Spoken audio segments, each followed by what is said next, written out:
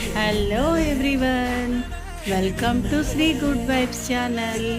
ఇప్పుడు మనం కలంకారీ బ్లౌజులు అండి. కలంకారీ అంటే ఇవి కాస్ట్లీవి కాదు, కాటన్ కలంకారీ అనమాట. ప్యూర్ కాటన్ ఉంటుంది. మీటర్ 150, 200, 350 అలా ఉంటాయండి.